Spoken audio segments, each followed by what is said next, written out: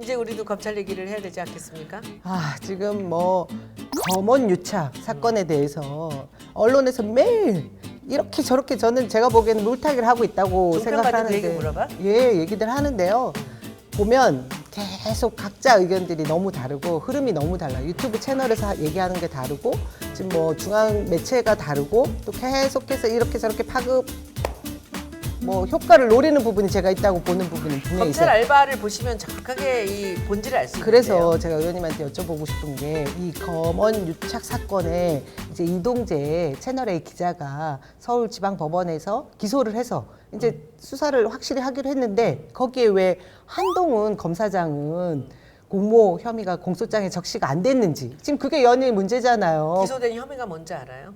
강요 미수. 그렇지. 근데 강요 미수. 의원님, 한동훈 검사장이 같이 둘이 얘기를 한 녹취가 뽀듯이 나와 있는데 공모가 잡히지 않은 거잖아요. 지금 공모 혐의가 없다라고 나와 있지만 아직 이 수사가 끝난 게 아닌데 많은 언론들이 거 봐라 공모하지 않았잖아 이런 식으로 몰아가고 있더라고. 이거 좀 얘기 좀 해주세요. 이것은 그 우리가 이제 검찰 알바의 멤버로서 네. 내가 이제 우리 위원장한테 정확하게 얘기를 해줄 수가 있어요.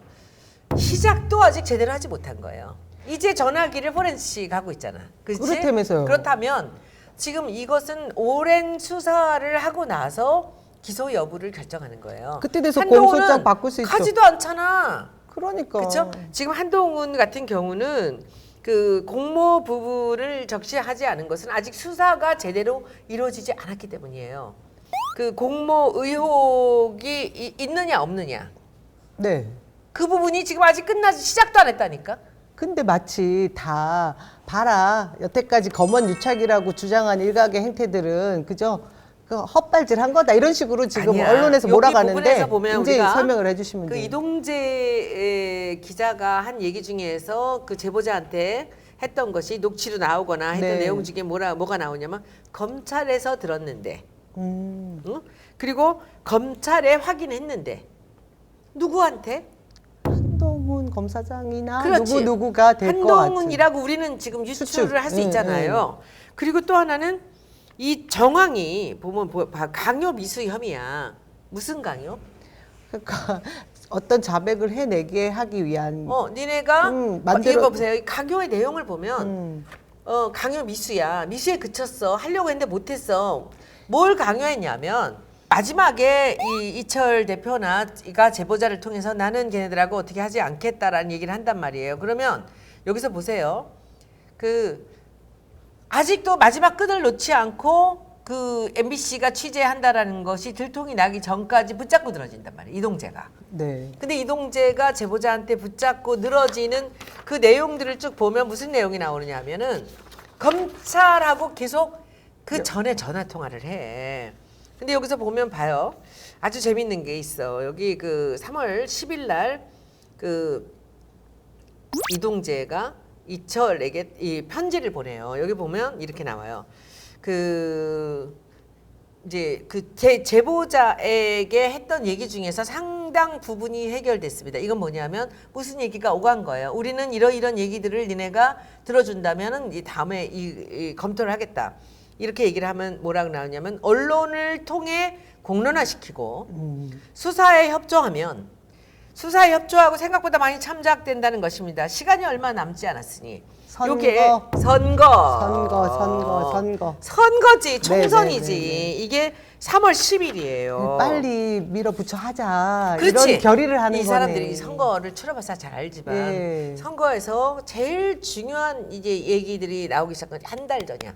D-한 달에는 판세를 뭔가가 출렁거리게 할 수 있지. 그리고 D-15가 뭐야? 이제 유세가 시작되는 그럼요. 거잖아. 공식 선거 운동. 그러니까 한 달 전에 모든 것을 만들어 놔야 되고 그때 이뤄진 대화. 그 얘기지 이 바보야. 내용인데. 이 얘기의 핵심은 선거야. 총선에 개입하겠다. 조작을 개입을 한 거였어. 하려고 시도한 거죠. 그러니까 여기서 보면 여기서 이제 여러분들이 이 방송 나가면 이런 얘기를 해야 돼. 여기서 공모 강요 미수 혐의. 네.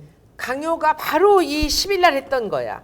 시간이 얼마 남지. 언론을 통해 공론화시키기 우리가 할 테니. 음. 수사에 당신이 협조하면 당신이 우리한테 유시민에게 2,500만 원, 3천만 원을 줬다란 얘기를 하면 해주면 우리가 우리 추측이에요, 그거는. 네. 그 얘기를 하면 우리가 언론을 통해서 공론화시키고 그리고 당신이 수사에 계속 협조를 해줘서 제보자로서 그렇죠? 이것이 혜택이 올 것이다. 올 것이 그러면 생각보다 많이 참작된다는 것입니다. 뭐가? 이것도 형량에서 우리 추측이지만. 상상으로 이게 형량에 뭔가 가만. 여기 이 뒤에 이제 또 다시 지금 기소당하기 전에 또 뭔가 이 일이 있다고 합니다. 이제 그런 얘기들이죠. 시간이 얼마 남지 않았으니. 근데 이 부분에 대해서도 이동재가 계속 하는데 우리가 뭐 선거를 보고 하는 건 아니지만 뭐 이런 얘기들이 나와요. 계속. 그러니까 이런 얘기들이에요. 그래서 아니 여기서 맥락이 보면 너무나 확실한데 이걸 가지고 아니라고. 여기서 이제 하이라이트가 있어요. 여기서 보면 아주 재밌는 게 이제 이 검찰 이번에 그 한동훈 그 게이트에서 우리가 볼 수 있는 것은 뭐냐면 녹취가 나온 게 2월 13일이 나오고요. 네. 그리고 그다음에 3월 22일이 나와요. 근데 그 2월 13일의 녹취가 그 이제 시작의 전조인데 그 전에는 더한 게 이제 2월 5일 날 윤석열이 남부지검에 검사 4명을 신라젠을 수사하라고 증언을 시켜요. 그다음에는 이 신라젠 수사팀을 보강하라 하면서 검사 파견을 지시해요. 이게 2월 5일이에요. 네, 이때쯤에 이 신라젠의 수사를 보강하라라는 것은 여기에 이제 그 뒤에 나오는 얘기들을 보면 2월 13일 날 그 부산에 내려가서 이동재 기자가 그 한동훈하고 했던 얘기를 보면 거기에 뭔가 의논을 하죠. 의논에 나오는 게 그 유시민의 와이프를 쫓고 있다. 뭐 그거 말 되는 얘기지. 이런 얘기 하는데 2월 13일 녹취에 대해서 한동훈이 그리고 보수 언론들이 거기는 한동훈의 그 이 개입이 없다라고 거기서 이제 그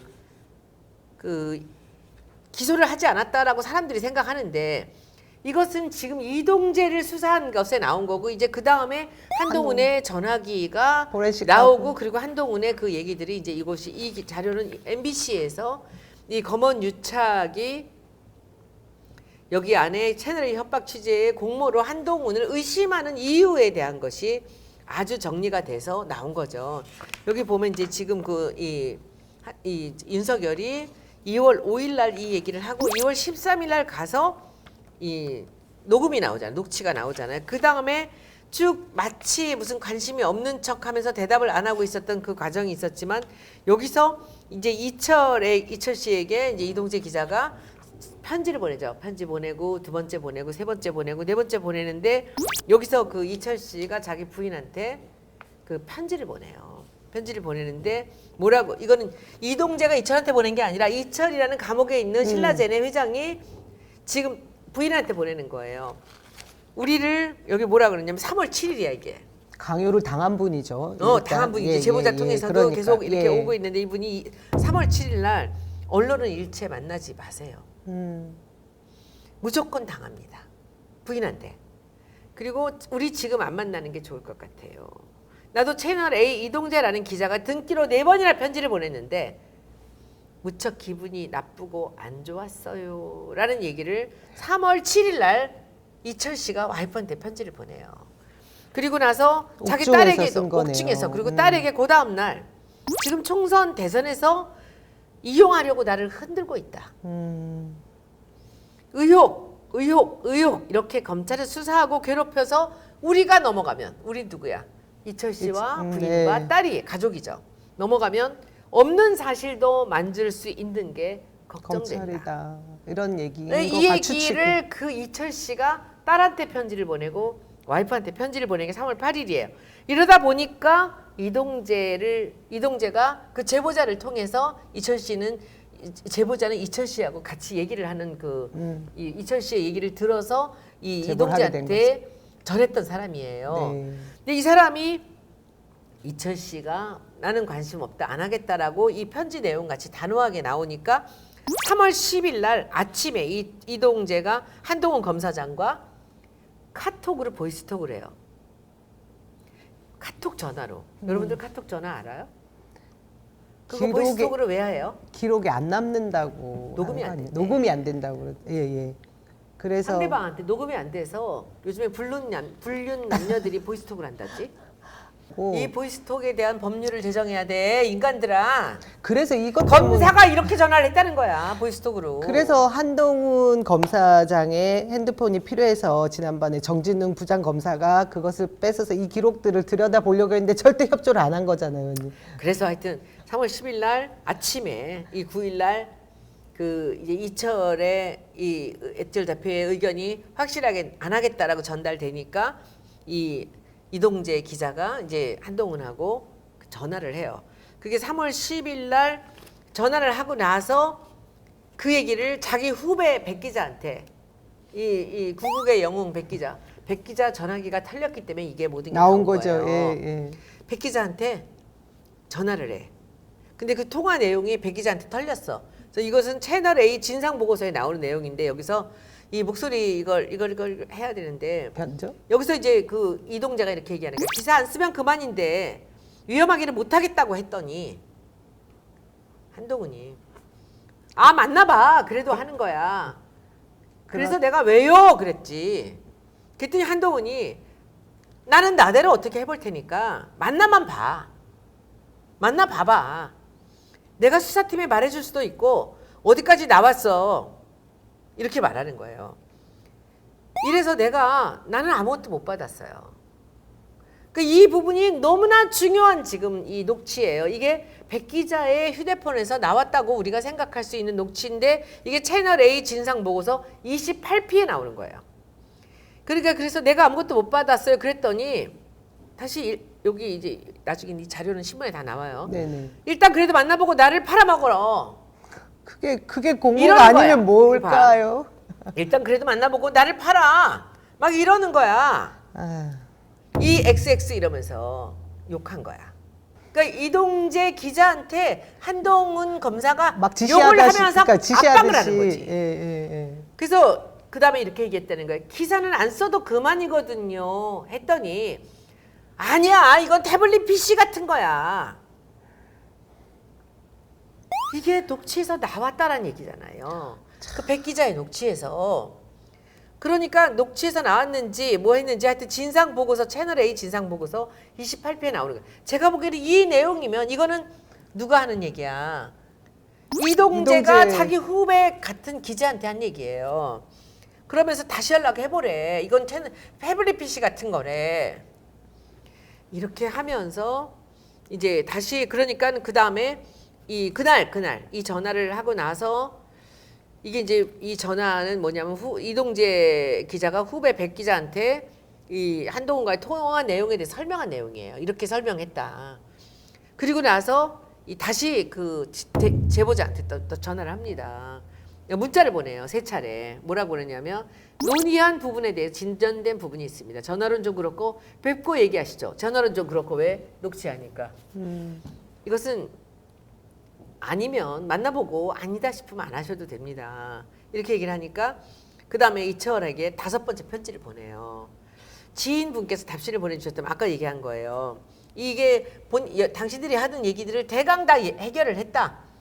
언론을 통해서 공론화시키고 그리고 수사에 협조하면 생각보다 많이 참작된다. 당신한테 좋을 거다. 이런 얘기를 하죠.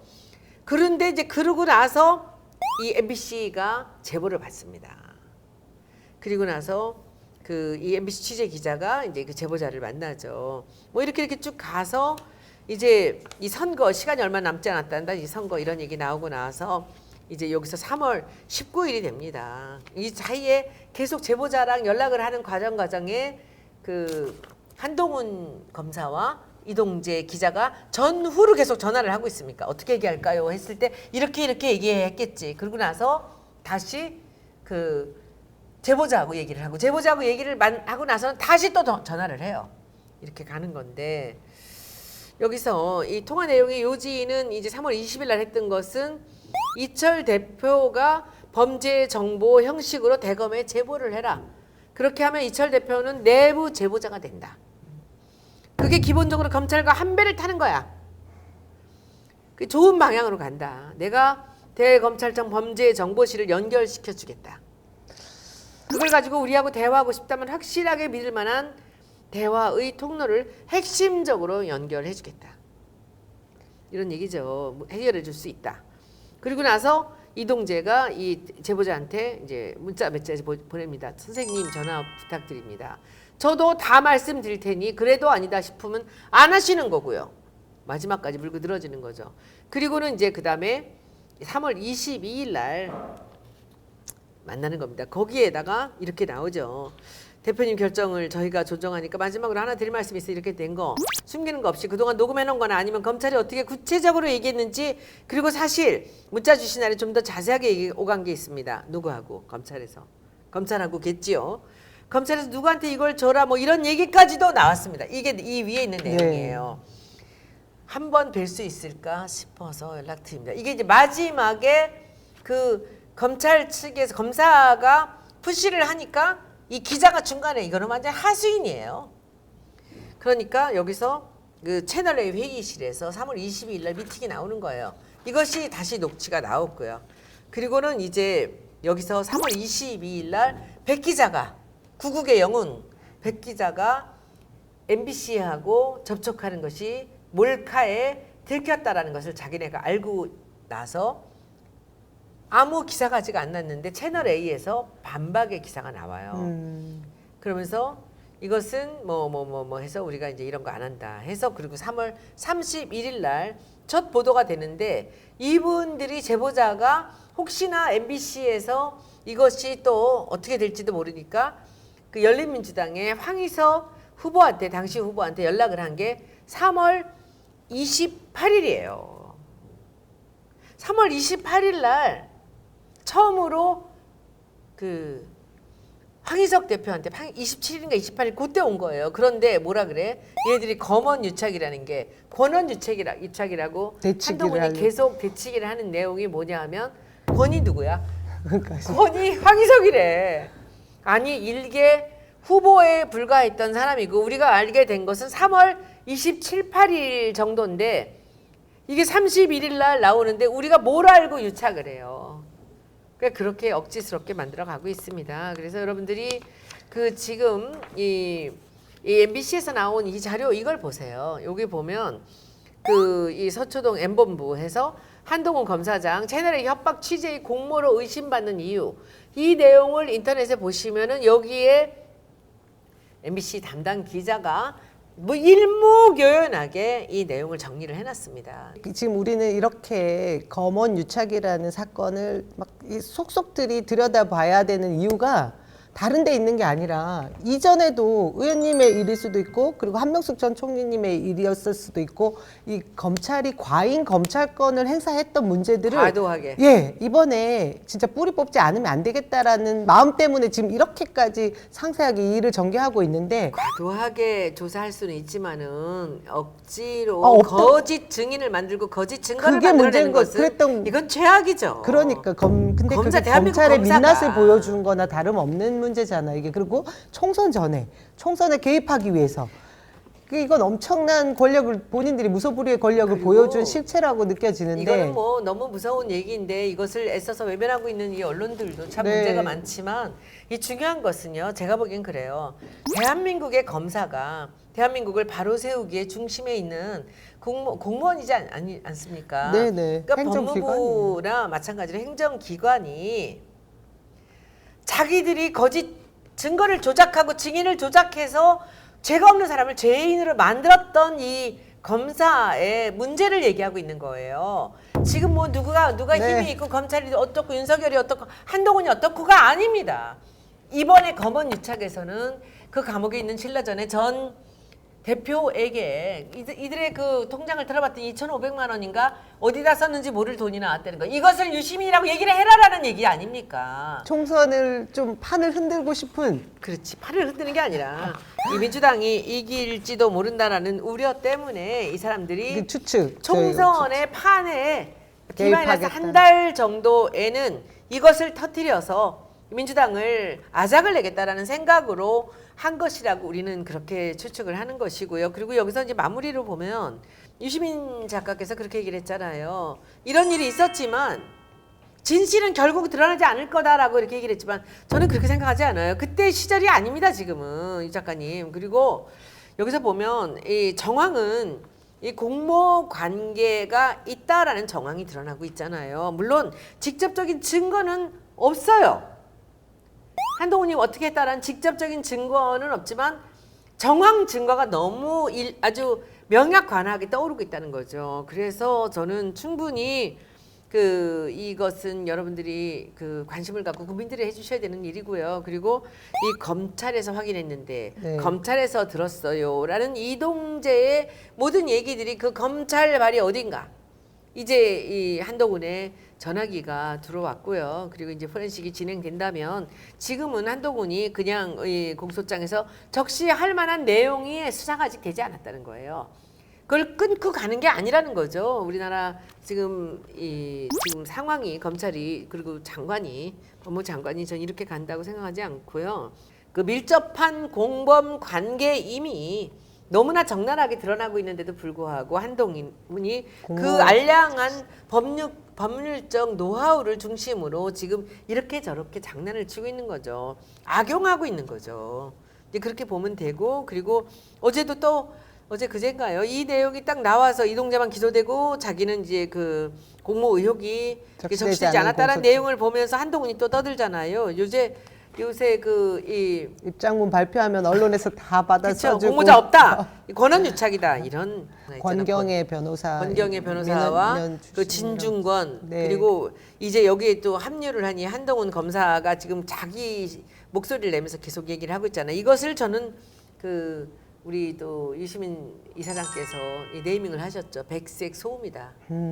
그 백색 소음을 받아서 이렇게 열심히 받아 쓰고 있는 우리 또 그 백색 소음 전용 우리 또 레가시 언론들도 정신 차려야 됩니다. 지금 여기서 여러분들이 잘못 네. 가다가는 함께 배를 타고 침몰하게 됩니다.